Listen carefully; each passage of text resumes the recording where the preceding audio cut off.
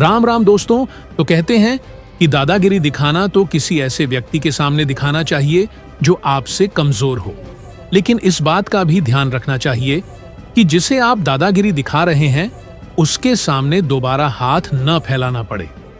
लेकिन अब अमेरिका ने भारत को दादागिरी दिखाकर बहुत बड़ी गलती कर दी है, क्योंकि अमेरिका ने एक ऐसे मामले में भारत के सामने दादागिरी दिखाना शुरू कर दिया है जिसमें भारत के बिना अमेरिका का काम चल ही नहीं सकता। दरअसल हम बात कर रहे हैं फार्मा यानी मेडिसिन इंडस्ट्री की, क्योंकि आज के समय में मेडिकल सेक्टर में भारत अपने 40% एक्सपोर्ट केवल अमेरिका को करता है, जिसमें दवाइयां, मेडिकल उपकरण और कई अन्य चीजें शामिल हैं। फिलहाल अभी तक अमेरिका ने इन पर 1% भी इंपोर्ट ड्यूटी नहीं लगाई थी, लेकिन अब अमेरिका ने भारत की फार्मा इंडस्ट्री को टैरिफ के निशाने पर ले लिया है। अमेरिका ने भारत की फार्मा इंडस्ट्री पर लगभग 10% इंपोर्ट ड्यूटी लगाने का फैसला किया है, लेकिन भारत की फार्मा इंडस्ट्री पर 10% तक टैरिफ लगाने से अमेरिका को कितना बड़ा नुकसान हो सकता है, शायद इसका अंदाजा लगाना ट्रंप भूल गए हैं।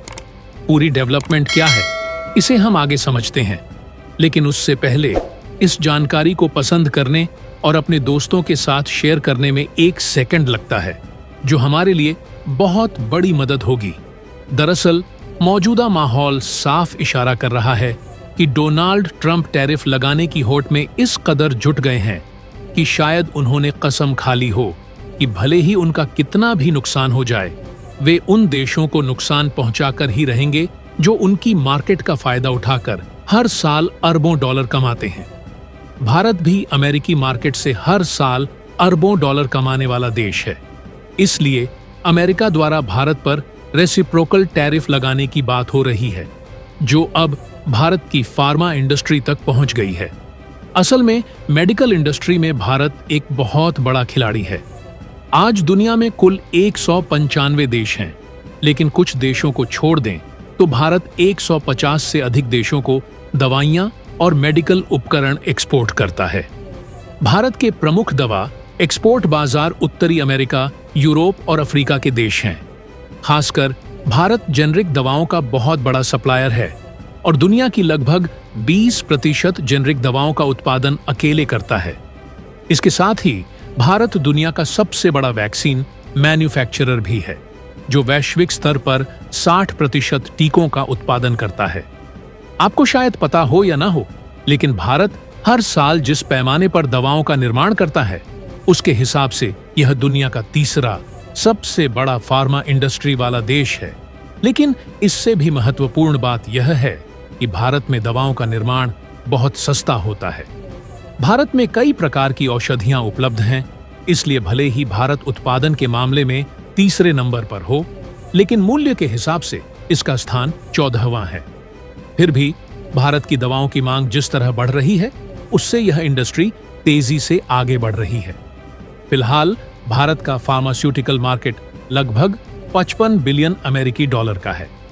यह उद्योग इतनी तेजी से बढ़ रहा है कि उम्मीद की जा रही है कि 2030 तक यह 130 अरब डॉलर तक पहुंच जाएगा। लेकिन जब अमेरिका द्वारा भारत के फार्मा प्रोडक्ट्स पर टैरिफ लगाने की बात सामने आ रही है, तो सवाल उठता है कि अमेरिका की भारत पर इस मामले में निर्भरता क्या है और क्या अमेरिका का यह कदम सही है या नहीं। देखिए, अमेरिका की हेल्थ केयर और मेडिकल सेक्टर में भारत पर गहरी निर्भरता है। अमेरिका को कई मामलों में भारत की जरूरत पड़ती है, खासकर दवाइयों, डॉक्टरों और मेडिकल रिसर्च के मामले में। आसान शब्दों में कहें तो अमेरिका की फार्मेसी भारत की मेहरबानी पर चलती है। भारत अमेरिका में बिकने वाली करीब 40% जेनरिक दवाइयों का सप्लायर है। जेनरिक दवाइयां वे होती हैं जो ब्रांडेड दवाओं जितनी ही असरदार होती हैं, लेकिन सस्ती होती हैं। उदाहरण के लिए, अगर अमेरिका में किसी को सिर दर्द की दवा चाहिए तो वह महंगी अमेरिकी कंपनी की दवा खरीद सकता है, लेकिन ज्यादातर लोग भारत की सस्ती जेनरिक दवा पसंद करते हैं। यह ठीक वैसे ही है जैसे आईफोन अमेरिका में बनता है, लेकिन लोग चाइनीज कवर लगाकर इस्तेमाल करते हैं।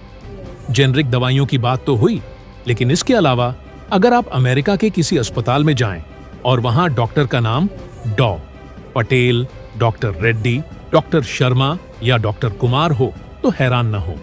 अमेरिका के अस्पताल भारतीय डॉक्टरों के बिना अधूरे हैं। वहां बड़ी संख्या में डॉक्टर, नर्स और मेडिकल स्टाफ भारतीय हैं। यहां तक कि अमेरिका में हर चौथा डॉक्टर भारतीय मूल का है। हमने पहले भी बताया कि भारत दुनिया का सबसे बड़ा वैक्सीन मैन्युफैक्चरर है। कोविड-19 के दौरान भारत ने अमेरिका समेत पूरी दुनिया को सबसे ज्यादा वैक्सीन सप्लाई की थी। कहने का मतलब अमेरिका की हालत ऐसी थी जैसे बड़े भाई के पास पैसे हैं, लेकिन खाना छोटा भाई बनाकर खिलाता है। इसके अलावा अमेरिका की हेल्थ केयर इंडस्ट्री का बड़ा हिस्सा भारतीय आईटी प्रोफेशनल्स मैनेज करते हैं। मेडिकल रिसर्च, डेटा मैनेजमेंट और हेल्थ टेक्नोलॉजी में भारत का बड़ा योगदान है। मतलब अमेरिकी अस्पतालों में मरीजों का डेटा संभालने वाला सॉफ्टवेयर काम करे या न करे, लेकिन भारत का कॉल सपोर्ट पहले काम करेगा। इसलिए रिपोर्ट्स में दावा किया जा रहा है कि अगर अमेरिका भारत की दवाइयों और फार्मा प्रोडक्ट्स पर रेसिप्रोकल टैरिफ लगाता है तो यह अमेरिकी ग्राहकों को बहुत प्रभावित करेगा। उन्हें महंगी दवाइयां खरीदनी पड़ेंगी। अमेरिका आयरलैंड से 31 मिलियन, जर्मनी से 21 मिलियन, स्विट्जरलैंड से 18 मिलियन, लेकिन भारत से करीब 1 अरब डॉलर की मेडिकल प्रोडक्ट्स इंपोर्ट करता है। ध्यान देने वाली बात यह है कि ऐसा नहीं कि भारत से कम मात्रा में प्रोडक्ट्स जाते हैं, बल्कि भारत की दवाइयां अमेरिकी मार्केट में सस्ती होती हैं। इससे अंदाजा लगाया जा सकता है कि अमेरिका को सस्ती दवाइयों, डॉक्टरों, वैक्सीन और मेडिकल टेक्नोलॉजी के लिए भारत पर कितना निर्भर रहना पड़ता है। अगर भारत एक दिन अचानक अपनी मेडिकल सप्लाई बंद कर दे तो अमेरिका में दवाइयां महंगी हो जाएंगी, अस्पतालों में डॉक्टरों की कमी हो जाएगी और वैक्सीन सप्लाई ठप हो सकती है। Diagnostic kits, x-ray machine, ultrasound scanner, blood pressure monitor और स्टेथोस्कोप जैसी चीजें भी भारत से जाती हैं। 2023 में भारत ने 2 अरब 800 करोड़ डॉलर मूल्य के मेडिकल उपकरणों का निर्यात किया था। इससे आप अंदाजा लगा सकते हैं कि अमेरिका को दवाइयों के मामले में कितनी दिक्कतें हो सकती हैं। बाकी आप लोग अमेरिका की इन हरकतों पर क्या कहना चाहेंगे? अपनी राय जरूर बताएं और इस जानकारी को अपने दोस्तों तक शेयर करें ताकि उन्हें भी पता चले। जय श्री राम। दोस्तों, वीडियो को अंत तक देखने के लिए धन्यवाद। ऐसी और जानकारी के लिए अभी हमारे चैनल का हिस्सा बने और चैनल को सब्सक्राइब कर लें।